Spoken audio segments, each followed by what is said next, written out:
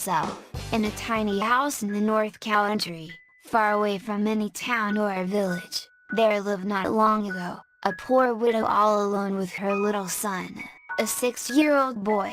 The house door opened straight onto the hillside, and all round about were moorlands and huge stones, and swampy hollows, never a house nor a sign of life wherever you might look, for their nearest neighbors were the furleys in the glen below, and the will-o'-the-wisps in the long grass along the pathside. And many a tale she could tell of the good folk calling to each other in the oak trees, and the twinkling lights hopping onto the very window-sill, on dark nights. But in spite of the loneliness, she lived on from year to year in the little house, perhaps because she was never asked to pay any rent for it. But she did not care to sit up late, when the fire burned low, and no one knew what might be about, so, when they had had their supper she would make up a good fire and go off to bed, so that if anything terrible did happen, she could always hide her head under the bedclothes.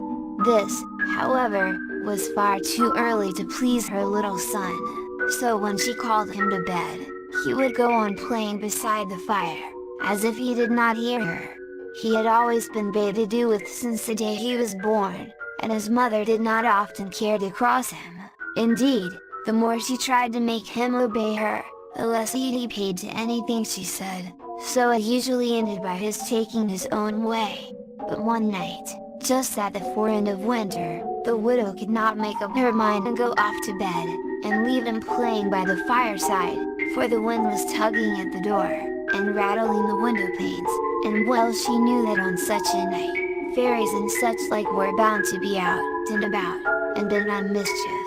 So she tried to coax the boy into going at once to bed, the safest bed to bide in, such a night as this, she said. But no, he wouldn't. Then she threatened to give him the stick, but it was no use. The more she begged and scolded, the more he shook his head, and when at last she lost patience and cried that the fairies would surely come and fetch him away, he only laughed and said he wished they would, for he would like one to play with.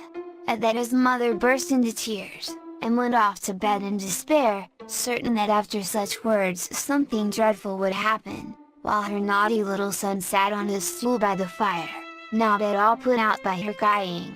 But he had not long been sitting there alone, when he heard a fluttering sound near him in the chimney, and presently down by his side dropped the tiniest wee girl you could think of.